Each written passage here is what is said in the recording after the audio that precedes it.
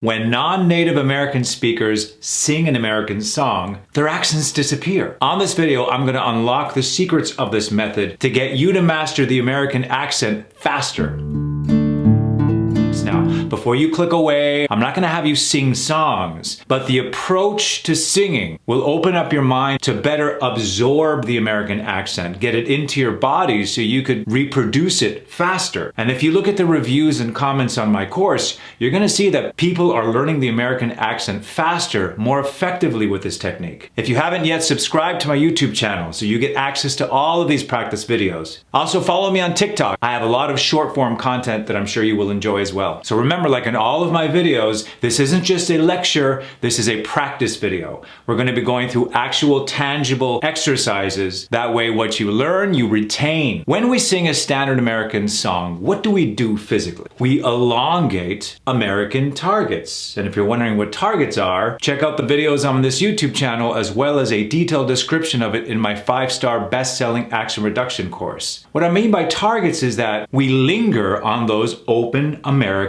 sounds. Quick example. Mary had a little lamb.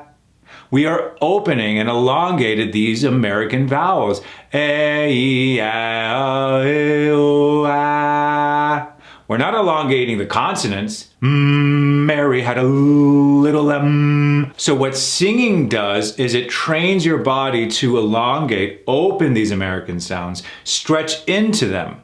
So then when you say it, Mary had a little lamb.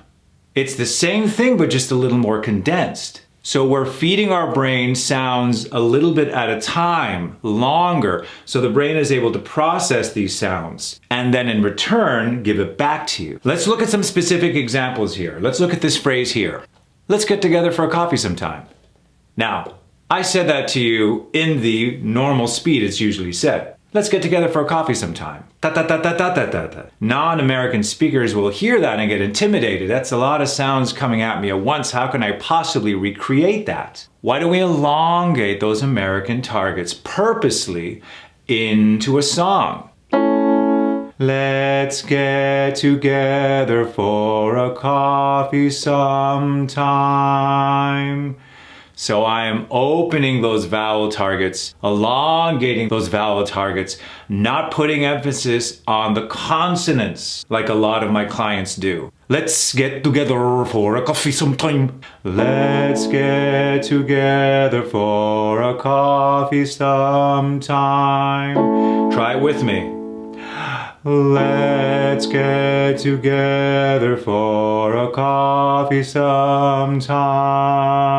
All of a sudden, your mouth is opening up and able to process these sounds and recreate it in a melody. Let's speed up that melody just a bit. And let's get together for a coffee sometime. Good. A little faster. Let's get together for a coffee sometime. All of a sudden, your body is opening up to these sounds and they're able to recreate it versus trying to repeat after me. Let's get together for a coffee sometime. Oh, it's too much for my brain to process right now. So great, we got the target sounds in our body, but now we got to recreate the rhythm. So this is where I always recommend that you listen to American speakers, whether it's some audiobook or a TV show. You listen to a phrase, a sentence, you pause, and then you repeat exactly the intonation of the speaker. And I don't want you to just repeat it, I want you to over-enunciate it. What you think is overdoing it, I can't possibly go out in public and make these crazy sounds, is right. Dive into it even more. You gotta feel ridiculous. You gotta get to that level of overdoing it. Now let's look at the intonation, but we're gonna do it slower. Let's get together for a coffee sometime. It's positive. You see a friend, you wanna invite him to a coffee. Hey, let's get together for a coffee sometime. So do you notice I was lingering up here and then I went down? Let's get together for a coffee sometime. You could do the opposite too. Let's get together for a coffee sometime. If it's positive, if it's a welcoming, good, positive thing, we have to have levels. Let's get together for a coffee sometime is not very inviting. Would you go for coffee with somebody who invited you like that? So remember, think of it as levels. You could start high and low. Let's get together for coffee sometime. Let's get together for a coffee sometime. So these are the two techniques, the elements you need to start practicing, getting into your body in order to be able to replicate these American sounds. If you're having problems enunciating, stop, break it down into a melody, a song, elongate those targets, and then find the right inflection. If I ask you right now, what's your favorite song, you'll be able to mimic the sound, the tempo, the lyrics almost exactly to the T. Why? Because it's melodic. Your brain likes it. We all love melody. Why do we spend money to go see concerts, go to Broadway shows? Now stick with me because we're going to do more of these and they're going to get harder and harder. Let's go to the next example. Let me get back to you on that. Okay, now I'm going super fast. Let me get back to you on that. Let's slow that down, find the melody. Let me get back to you on that.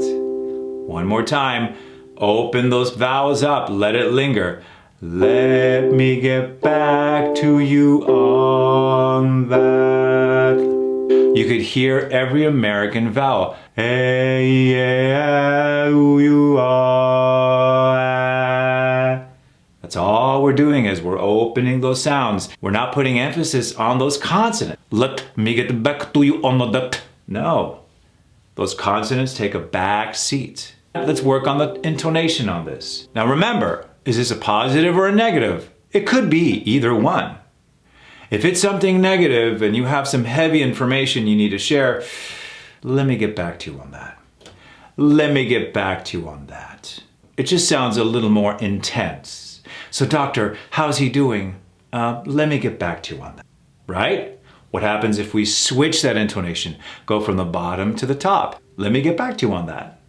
A little more positive. So the intonation reflects the emotion. Now the next ones that we're going to be doing are going to have a little more emotional impact, and you're going to really see the difference of how that inflection can change the intention of that phrase 100%. Let's look at this next one, for example, and you'll see exactly what I mean. Hey Bob, do you have a second? Good. Let's slow that down into song. Hey Bob, do you have a second? You could hear every single one of those targets as crystal clear as day.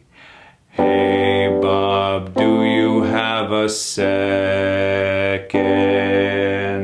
Good. Now, this is what I was telling you earlier, how the inflection can determine the emotional intent of the saying. If it's negative, if you have bad news, or if you're going to let somebody go, there's this intention. Hey Bob, do you have a second? Hey Bob, do you have a second? That comes across as urgent. Uh-oh, what happened? Did something go wrong? Am I fired? You see how that emotional delivery, that just simply by adding that inflection, it comes across as a different intent versus, hey Bob, do you have a second? A little more positive. Comes across as excitement. Come join our team. Again, you see how important that inflection is? And when you practice these inflections, you want to practice it in different angles so you won't come across as a robot. Hey Bob, you have a second?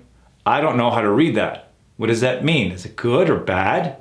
Remember, a lot is said not just by the American sound, but by the inflection and the intention. Let's go to the next one. This one's a little more involved, so pay attention. So I got a chance to look over your report. Let's break that down into song. So I got a chance to look over your report. Again, we're opening up those targets. One more time, do it with me. So I got a chance to look over your report. Instantly, it's easy. It's like we're speeding this process of learning. Instead of wasting my time telling you about where to put your tongue and all the macro stuff that wastes time, if you just sing it out, all of a sudden, it's easier to digest. Again, now let's look at the inflection. This can go in so many different ways. If it's negative, so Bob, I got a chance to look over your report. D. What is that feeling? What feeling do you get when you hear that? Comes across as, uh-oh. I'm assuming you're not very pleased with it? What happens if we flip it? So Bob, I got a chance to look over your report. all of a sudden it comes across as, well, yeah, so what'd you think? Pretty good, right? Again, it's the intention. These are the things I want you to do moving forward with this, okay? Again, don't just listen to this video, you gotta practice this. Watch American TV, specifically sitcoms, whatever is new and current. You could also follow a lot of the videos I have on this YouTube channel. Please use it, it's there for you. This is why I created this channel. It's for my students and my viewers. Listen to a phrase, a sentence, pause. Sing it out. Sing out those vowels if you're having problems linking those sounds. Pay attention to the intention. So I got the results from your medical exam, and it comes across as positive. Practice doing it negatively. So I got the results of your medical exam. Hey, I saw your girlfriend Sally at the coffee shop yesterday. So if it comes across as positive, experiment with it. Try it differently.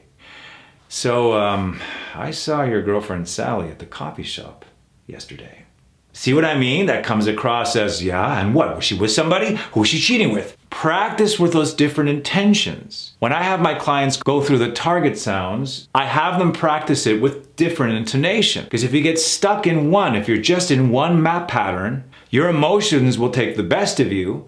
And you have to be able to hit those targets when you're feeling energetic and happy and when you're not and you're feeling a little more serious. Your targets have to be flexible. So when you speak with your emotions, you'll be able to go in every which direction you choose, getting you that much closer to mastering the American accent.